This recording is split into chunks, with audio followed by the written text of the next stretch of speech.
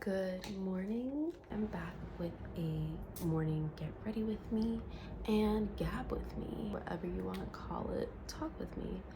I have been something recently that's starting to happen to me is I'm developing acne on my forehead. I would sometimes get like a pimple here around my period, but this is new. Like it's been 3 weeks now. I don't know what it's related to. I haven't really changed my diet. I haven't added or subtracted anything from my skincare. I am kind of trying new moisturizers, but would moisturizers cause you to break out? I am watching Abbott Elementary. I love it. Those first two seasons, well, first few seasons, all the seasons really, I'm watching it and I'm like, wow. this is really accurate. And I know usually when you're watching like doctor shows or other shows, people are like, this isn't accurate at all, it's very dramatized and just unrealistic. And that's not the case with Abbott at all, and I think that's why it deserves all its flowers. And Quinta is an icon.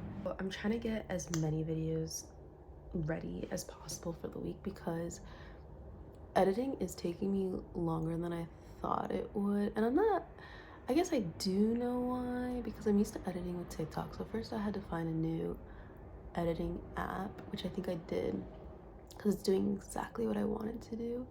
But then I also had to learn how to use it. And then there are some techniques that I had while editing on TikTok that I can't do it the same way on this app, and so it's just taking me longer. And then it used to just feel so much more easier. I don't know, like I do it right before like work, I'd edit my TikToks, and right now I'm making videos, and that's okay. It's not bad, it's just the way I'm doing things have changed and I changed with it. In my classroom, we're going to be changing things around, and some of it's realistic, some of it's not. And I don't think the person who wants to change it around has realized that yet. And so I'm gonna see her today and I'm gonna tell her, hey, like, let's just go through this together. I'm gonna have to make our schedule up and then like show her like this is where we have wiggle room, this is where we don't.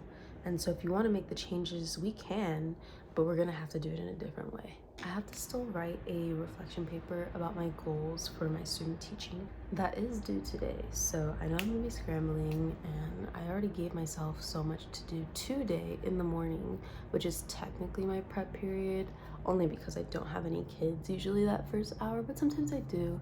But even if I do, it's just one kid, and sometimes he naps. It's 7 a.m. I'm not gonna make you stay up when no one else is here and I don't have like a specific thing planned.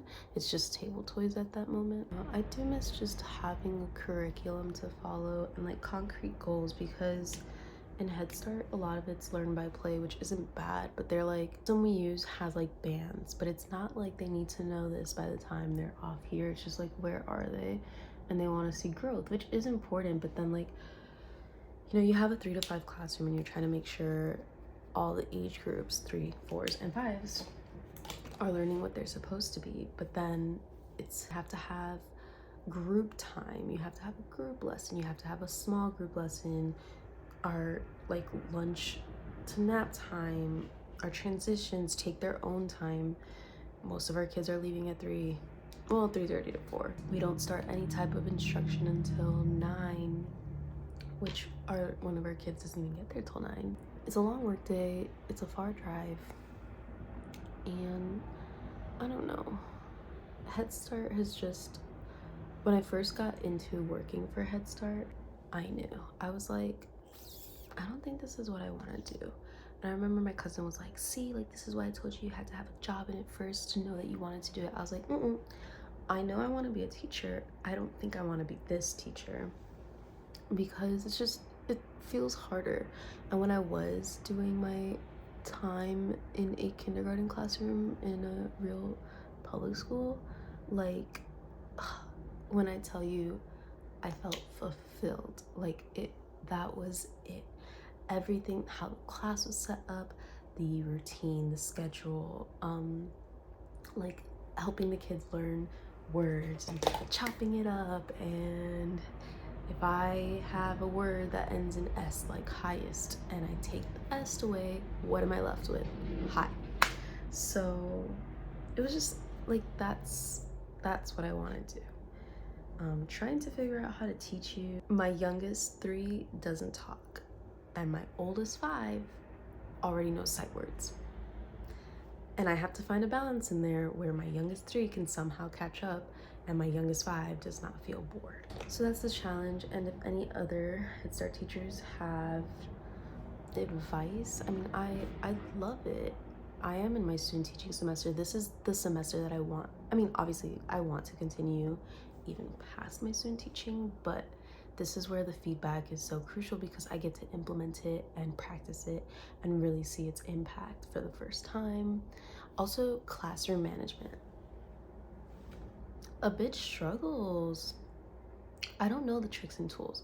And my class especially, we do have a lot of behaviors, and maybe it's too late because I did see about, like, people were talking about how a part of like good classroom management is that first day. Like, you have to start firm and become fun so that they still have that respect, but it's not like a military thing. And I'm not gonna lie, I do have to use my voice. I guess you don't have to, but I end up using my voice a lot to establish that authority, and I don't want to do that. I have seen teachers where they don't have to do that. I don't like how my blush came out today, but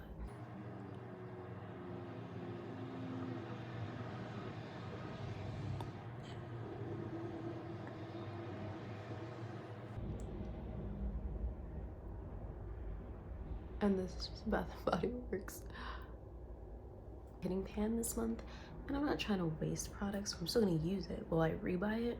No, but I still gotta use it. Anyway, thanks for talking with me, and again, leave any advice in the comments if you are a teacher.